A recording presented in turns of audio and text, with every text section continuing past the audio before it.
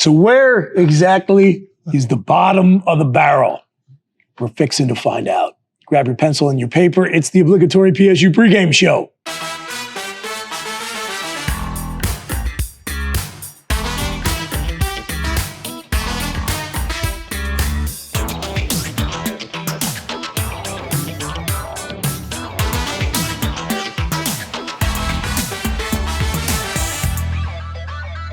Bottom of the barrel, boys. We are looking for the bottom of the barrel. Welcome, everybody, to the Obligatory PSU Pregame Show. We're at Happy Valley Live, as we always are. Exciting event coming here to Happy Valley Live this weekend, Indiana weekend. The Captain Morgan pirate ship is going to be here this weekend, guys. Oh, cool. That's awesome. Which to me is by far the most exciting piece of information we'll convey to the audience today, probably. I'm your fake host, Chris Buchignani. As you can probably tell, we're down a man today. Happens every once in a while. Shooting schedule, production schedule, travel schedule as he goes to every game, home, away, neutral site, as he has since 2008. Kevin Horne not with us. Our warrior. Yeah. Here in spirit, you're going to try to be the bad guy today, Landon Tengwall. Yeah, especially when we get to the Andy Kotelnicki segment. I'll go ahead and lay into him. I'll go full Kevin Horne in that segment, but I'll refrain until then. Yeah, so stay tuned for that. And we will have Kevin remotely later in the show to give us his random number generator pick for this Indiana game. We're going to need you today. We're going to rely on you, campus icon Mike The Mailman. Yeah. I'll tell you, although my friends, when they tell me that they're more relaxed watching a Penn State game now, because they do tell me that. It's like, it's true. And I've heard, I know what they're talking about. I know what they're talking about. It is like a perfect combination of the I don't care about this anymore of the early 2000s with those bad teams, and the glimmer of hope of the new coach. It really does take a load off. And so you just get to take it week by week, like we did back in the 2012 season. Oh, yeah, that's right. Except without the winning. Oh, yeah. You're having a book signing this weekend, are you not, Mike The Mailman? I am, yeah. Why don't you go ahead and plug that? Plug it. Plug away. At the student bookstore downtown State College, SBS. I'm going to be there Friday, Saturday, and Sunday. And you're going to be there Sunday, too, aren't you? I will be. Yeah. I'm going to sabotage you. I'm going to tell people don't come. Oh, yeah. That is Kevin Horne. Yeah. Don't go to Mike's book Don't go to Mike's book signing. Boys, we are in bizarro world, okay? For real. Yep. The Indiana Hoosiers are coming to Beaver Stadium. They are ranked number 2 in the country. And I am going to pose to you, as we are in the midst of this season that is completely imploding in historic fashion for the Nittany Lions, as we are peering ahead into the horizon, looking for that glimmer of hope, is the model that has turned Indiana football from the losingest program in FBS when Curt Cignetti got there to a year and change later, the second losingest program in FBS. Sorry, Wake Forest. Is that a model that Penn State can look to as we're trying to basically hit the reset button? Yeah, I think the good news about where we are at right now is a rebuild in 2025, or I guess it'll be 2026, is not the same as a rebuild was in 2016. It is very different with the transfer portal, with the way coaches are moving around. It feels like there's a little bit more light at the end of the tunnel with what you have here. I do think what I'm a little bit worried about is there's so much movement right now in the coaching world of so many different coaches being fired and there's new openings. This isn't the greatest time to need a new head coach. But yes, I think if there was a time for Penn State to need a true rebuild, I guess this is a decent time to have to need that. You know, when it comes to hiring coaches, I think, there's different. You go to old school, young guys. I'm hoping Penn State hires sort of a young guy that can bring in some guys that were maybe former coaches that would love to come to Penn State. I don't think you sign them to a 2-year contract. I think they want to be here. You want people who want to be here. I mean, you're coaching Penn State. That's got to be an honor. So I think we get a young guy. They can get some recruits, coaching recruits, and then in turn they'll get some transfer portal people. So we'll see. I don't believe you. Sorry. So I want to get into that a little bit. What happened in Indiana is you hire Curt Cignetti. He basically imports the coaching staff and the roster from JMU. Yeah. So a big part of their instant success was that he was able to basically graft his winning program at James Madison onto Indiana, and it took the Big Ten by storm. So I think, Landon, when you look at the state of Penn State's roster right now, for certain, there's going to be significant turnover because we had these guys who were one of the offseason storylines. The seniors coming back for one more rodeo. So they're done. The large portion of the key players playing significant snaps for Penn State, whether they've been here or like the receivers that came in through the transfer portal, they're gone at the end of the season because they're out of eligibility. Yeah. And then fair to say probably a good number of guys are going to hit the portal who still could come back and play for Penn State next year. Yeah, I think you have that factor wherever James Franklin goes, especially if it is Virginia Tech. I think that's not too far. So for people to want to go there, I think he'll definitely recruit some of the roster there. So I think at minimum, you're looking 50% of your roster. I would say it's probably going to be closer to 75% of the 2026 roster being completely different than this 2025 roster. So yeah, you're going to have a lot of filling to do. And so I guess that begs the question, if you are under the Brian Hartline train, then it's a little bit harder because he doesn't have the way Cignetti had it at JMU, where he's just bringing everything with him. I think if you bring in a guy like Hartline, you get the prototype of the Dan Lanning, the Ryan Day, the Marcus Freeman, the young coach who was a coordinator. There's your young guy. There's your young guy, Mike. There you go. That has the fire. That is, I think Brian Hartline is regarded as the best recruiter, period. I'm not a head coach, anybody. He's the best recruiter in college football. And so you bring him along. Those are great things. What can he bring with him? Can he sneak a Billy Fessler, who's Ohio State's quarterback coach, who was quarterback here at Penn State, never really played, but this is his alma mater? Can you sneak a Tyler Bowen with you, who coached here as the tight ends coach, who's the offensive line coach for Ohio State right now? What can he bring with him? Can he bring a couple players? Can you bring St. Clair, a five-star quarterback that's right now on the bench at Ohio State? Can you bring some of those recruits? The 2026 class for Penn State is looking pretty bare right now, and that was kind of one of the downsides of James Franklin. He was everything here at Penn State. So you see Brian Kelly get fired at LSU. I think they gained a recruit. Here we lost just about. I don't really know how recruiting works anymore because I see guys. Can I just pause for one moment to just talk about how much I hate Brian Kelly? God, he sucks. Like, what a complete scumbag. He was such a loser when he recruited me. Keep him as far away from Happy Valley and these coaching rumor lists as possible. But I'm sorry, you were saying you don't understand modern recruiting. Yeah, no. So we got guys now that are saying that I'm still committed to Penn State, but I'm reopening my recruitment. I don't know what that means at that point, Mike. I really think, like you said, 50 to 75% of the people are leaving. I think that's good for a new recruit. He can say, hey, the new coach can say, hey, chances are you could be close to starting soon because all these guys are going away. I mean, I'm astounded. I think people would want to come. I think it should want to come because it's Penn State. I mean, I think it's Penn State. I think that's a good point. And to build on that, I think the fundamentals of what are going to make this an attractive job opening, the fan base, the boosters, the tradition, the facilities, Beaver Stadium, the brand power of Penn State football, and the size of the Penn State alumni base. Mm-hmm. All of those things are going to persist past this season. But a lot of the things that are creating the stink we're all trying to wash off us after every Saturday, the staff, the lackluster effort from the players, the results on the field, all that's going to get memory hold very quickly. Yeah. So, I kind of enjoy the fact that we got an opportunity to just have a clean break here, even if it creates a little bit of a bumpy transition. So I guess to go back to the question of what Penn State's looking for, can we learn something from this team that is likely going to come in and kick our ass in Beaver Stadium this weekend?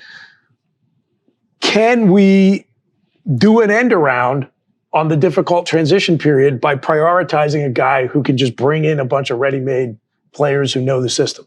Well, a normal end around or a Liam Clifford pass end around? Which one are we talking about here? Because the former. The former. Yes.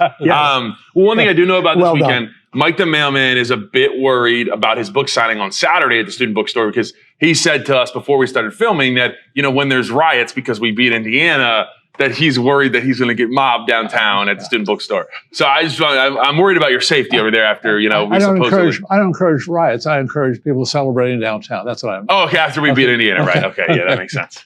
What was the question again? I don't even, you know. Does Penn State need to prioritize a guy who can essentially bring the skeleton of a roster with him? Yeah.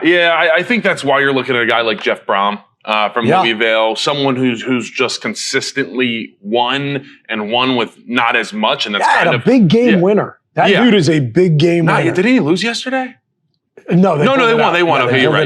They won. A lot of the other candidates, like Brent Key, those guys, they lost. So you're looking at a guy like Brom. You know, if they make it to the playoffs, I think that's a little bit different. But if you can bring a winner in who, like you said, can bring, because there's so many little things of hiring a coordinator versus a head coach. The coordinator has to fill everything. The head coach can bring their nutritionist. They're bringing the strength staff. They're bringing this assistant. They're bringing their recruiting assistants. There's so much more that a guy like, I think really the only coordinator left that we're looking at, we're not looking at Will Stein really, is Brian Hartline. That's the big kind of thing that Pat Kraft has to look at.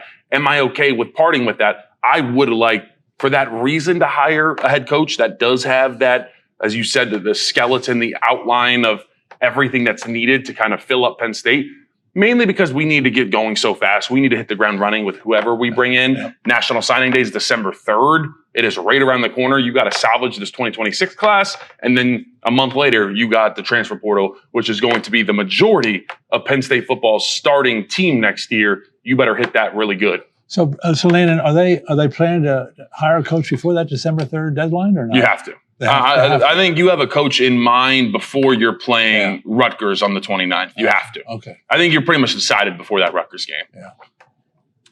Mike, I'm going to wrap up this segment by putting this to you.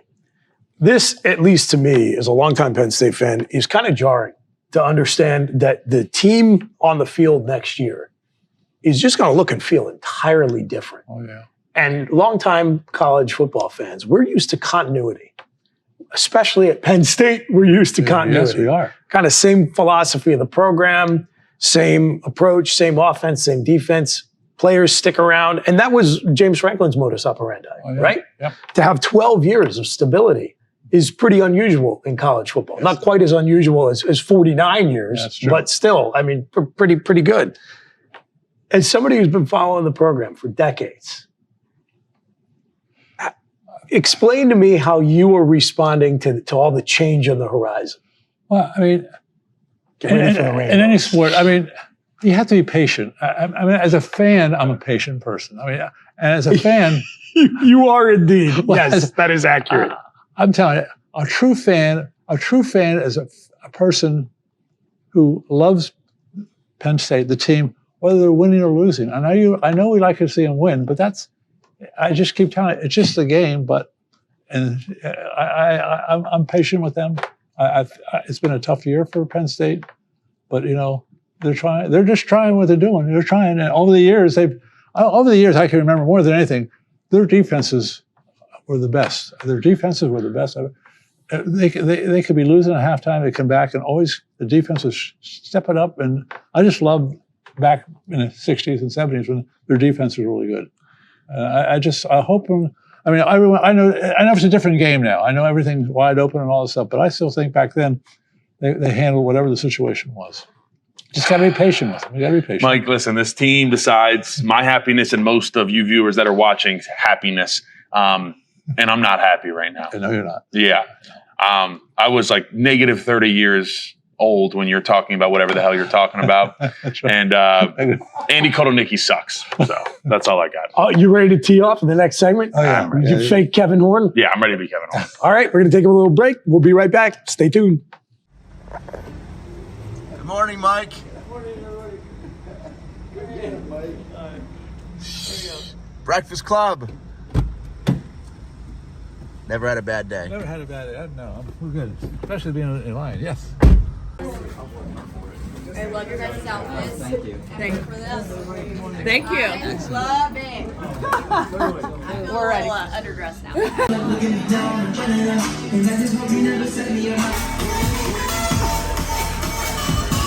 They don't know us to hit him. Sean Clifford. Oh, yeah. We'll see tonight. Cincinnati slinging. Hold on, Mike.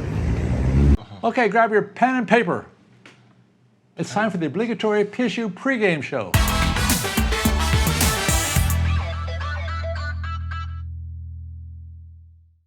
The obligatory PSU pregame show is brought to you by Gold Hen Bloody Mary Mix.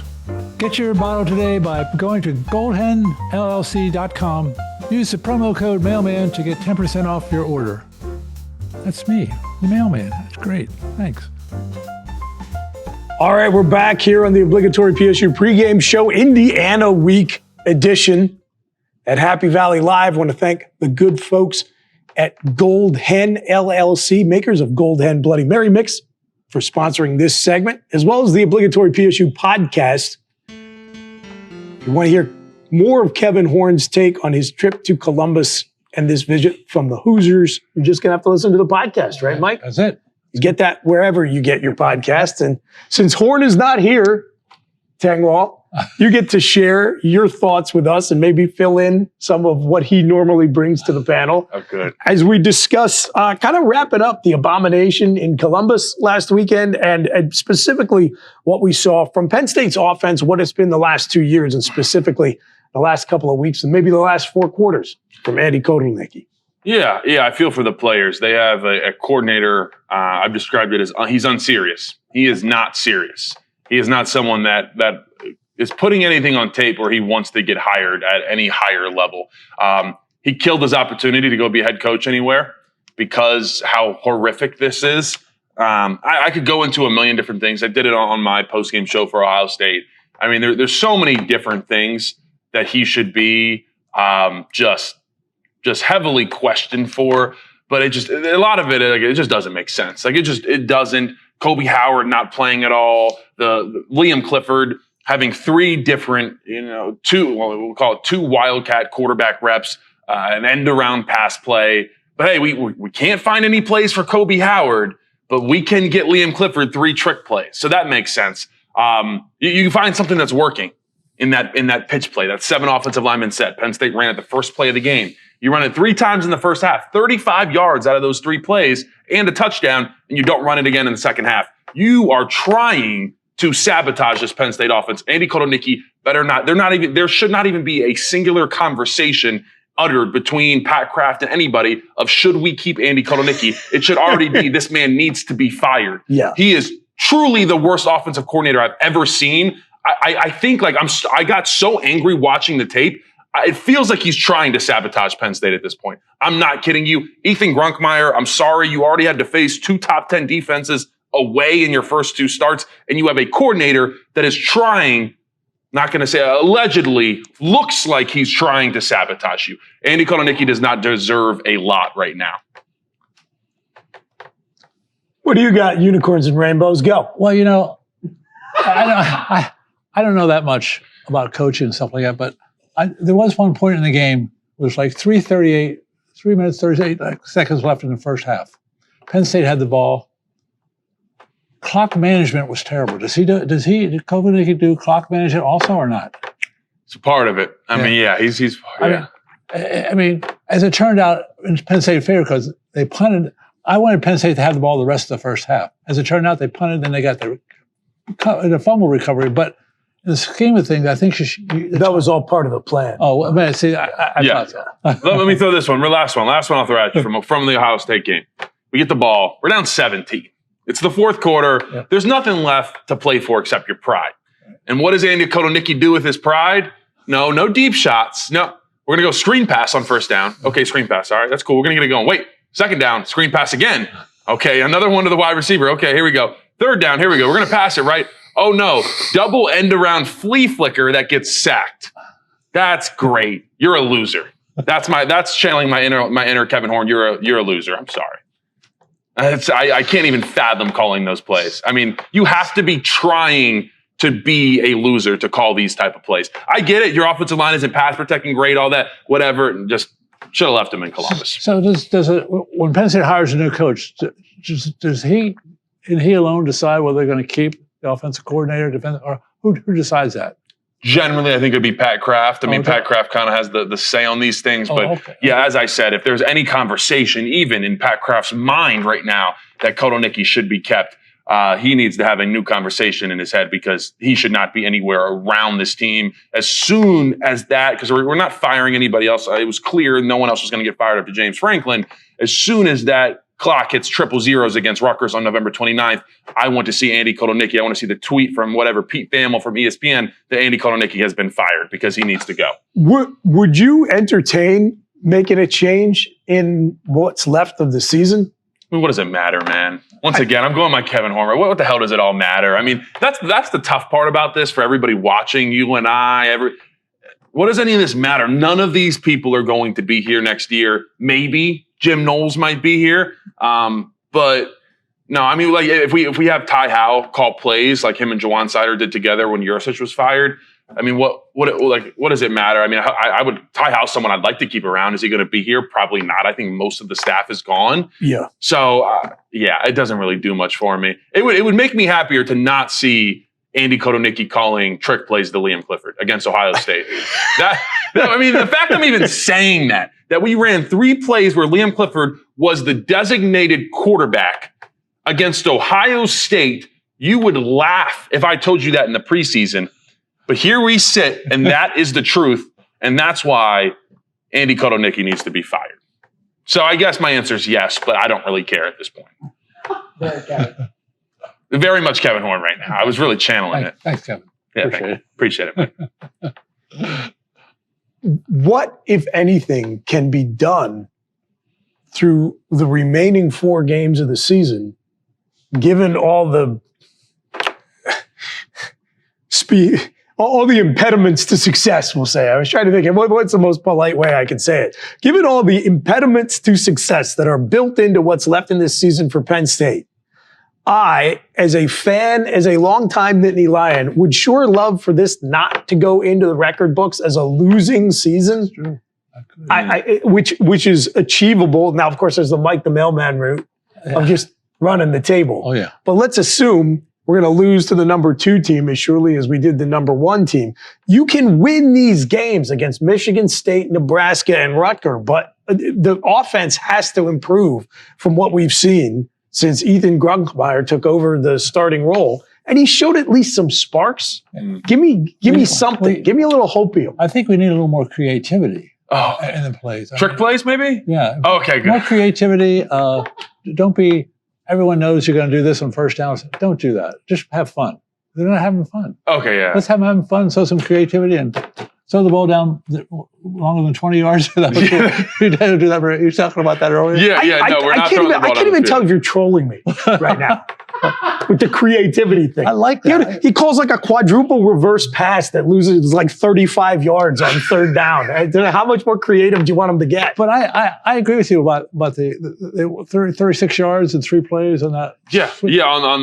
On the toss play, yeah. That would be creativity for Andy Kotelnicki, which is not calling some horse's ass gadget play when you're just moving the ball with traditional offense.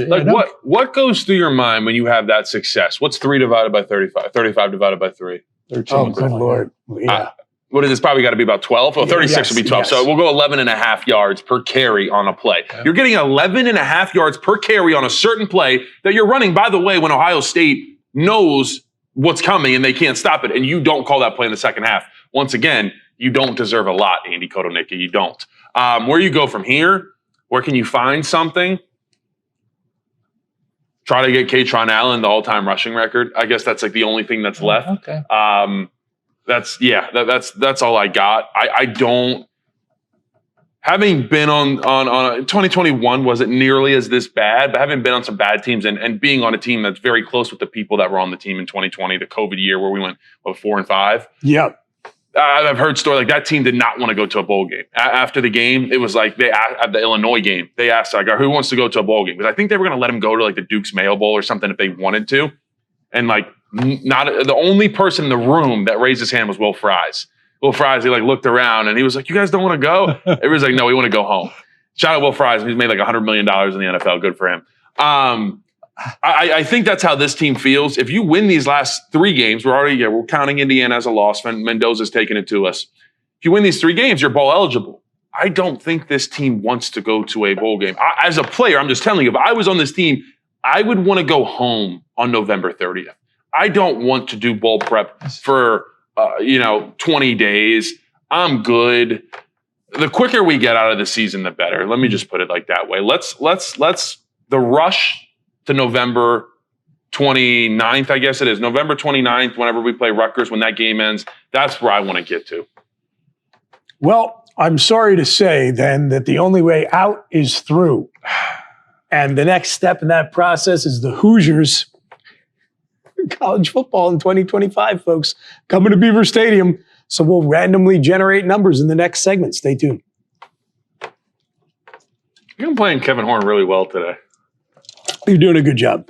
Random Number Generator is brought to you by the good folks at ANTIFRAGILE Brewing Company. ANTIFRAGILE is the official beer supplier fueling the Obligatory Pregame Show. ANTIFRAGILE brews incredible beer we all enjoy and recommend. And check out their Moody Culture Kombucha and fill up on Uncle John's Jawn's cheesesteaks. Check them out when you're in Happy Valley at 324 East Calder Way or anytime at antifragilebrew.com. Okay, we're back. We're working our way through what's left of this miserable Penn State football season with all of you. There is a glimmer of hope on the horizon, but it is not coming this week in the form of number 2 Indiana and that juggernaut that Curt Cignetti has inexplicably built in Bloomington in less than 2 years, coming in here just looking to make us the latest victim. The good news is, if you were concerned that Penn State would give up 100 points in 2 weeks versus Ohio State and Indiana, we're well off that pace. That's a good point. Yeah, and Indiana's known to put up some points. You've come a long way. You've come a long way. Yeah, you're taking some Mike The Mailman. We only gave up 38 last week. Yeah, that's good news. Well, Good the way that Indiana is putting up points, I don't know. I guess what is that? 38, so 62. 62. You tell me 63 ain't off the board? No, it's not off the board. Well, Indiana has put up 50 or more points in 5 games this year. Wow. And some of those conference play. So Indiana puts up some points and they're not afraid to do it. And then the worst part is I'm going to get really pissed when I see Mendoza go out and then his little brother's the backup quarterbacks. We're going to see another Mendoza come in. And I just, you know what? For the pride of Penn State, don't let 2 Mendozas put touchdowns on us this week. Just keep it close enough to where Fernando Mendoza has to stay in. That's all I ask. That's all I ask, Mike. Go ahead. You know, I can remember doing this show 5 or 6, 7 years ago. We talked about Indiana being a basketball school. I mean, football never entered our mind. Indiana football. All of a sudden, it has been all of a sudden. I mean, it's like unbelievable. And to that point, you look at the preseason rankings this year, Texas has kind of stabilized things. They're at least still on life support. But Penn State, Clemson, a lot of these traditional powers that were returning a lot of talent, that were ranked high in the preseason, they've fallen. Yep. And there are any number of newcomers, most of which are not established brand names, or not blue bloods, who are really contending for the playoffs. And so a question that time is going to answer for us, but it's interesting to ponder now that we're not thinking about the football side of things, is whether or not this is just like a 2007 style aberration. You get one every once in a while where a bunch of crazy stuff happens in one season, or whether we're moving into an era where NIL plus the transfer portal completely rewrites the rules of the sport. Yeah. And so a team like Indiana can go from being the losingest program in the history of the sport to maybe one that could win it all in a short amount of time. So that's good and bad for Penn State. It's bad because we maybe enjoy less of a built-in advantage than we always had. But it's good because it gives us, again, hope that if we do things right and Pat Kraft makes the right call, you just slam that reset button and be right back in contention within 12 to 24 months. Well, you know, the NFL has this, they talk about parity, and it seems like that's happening in college football. I think there's more parity now than ever. It's believable when you look at how these things have changed the sport. To say that we are entering a new era of parity, which is just going to become the law of the land in college football. It is, yeah. No, I think where we sit right now, we're pretty happy about that. The thought that in 2026, with a pretty weak schedule, we're playing every bad Big Ten team that there is. And then the toughest things we have is at Michigan, at Washington.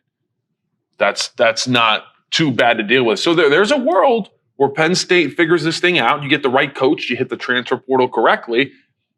Penn State only lose 2 games next year. I'll give us probably maybe we'll lose one off there. I don't think Michigan's going to be necessarily that good. I think Underwood's pretty good, but it's hard to win at Washington. But there's a lot of hope there. You're not playing Oregon. You're not playing Ohio State. You're not playing Indiana. And you got an opportunity. Doesn't that sound crazy to say? Wow. Thank God we miss Indiana. But here we are. All right, you are doing a commendable job as fake Kevin Horne, but I want to bring in the genuine article. He did record his random number generator pick for us, so let's have it. Hey, obligatory fans, it's Kevin here. I'm at my local post office. I just went in to mail some packages. It was nice. It was refreshing. No one commented on the shoes I was wearing. No one asked me to make them baked goods. No one asked me to buy their book. No one asked me to dance around like a circus clown. They just said, here, we'll take your packages. We'll get them there in a timely manner at a reasonable price. It was actually very refreshing.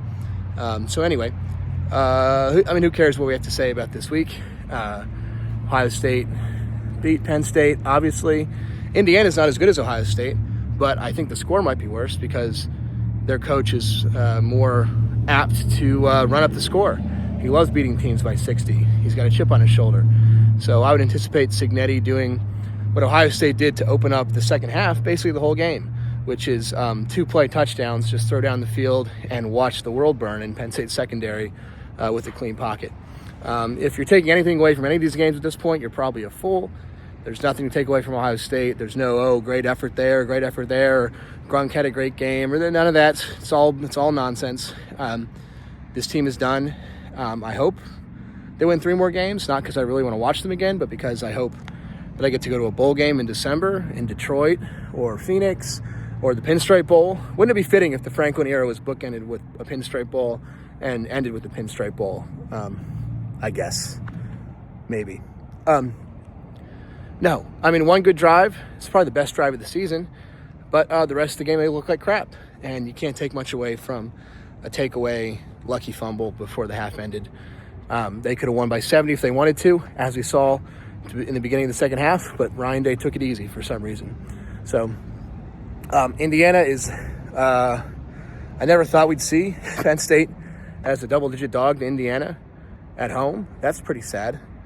I'm glad I have a wedding on Saturday. I'm going to go for a quarter or 2 and then get out of there and watch the rest of the destruction on my phone in the car. It's not going to be pretty. And at least Nebraska stinks. At least Michigan State stinks. At least Rutgers stinks. Maybe worse than us, if you can believe that. So let's get on with it. And let's go to the Pinstripe Bowl. Why not? New York City's fun. People would go to that. All right, we are. Hey, sorry about that. Chris reminded me I didn't send a score.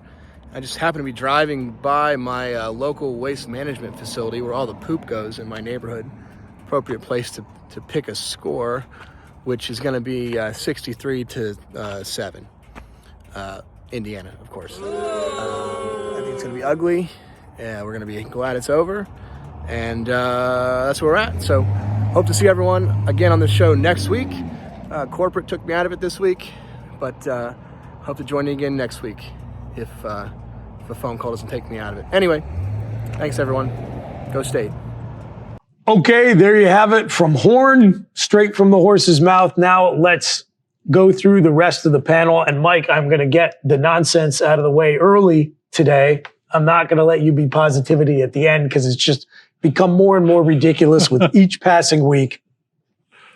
Go to the student bookstore if you're in Happy Valley this weekend. Get Mike to sign a copy of his stupid book.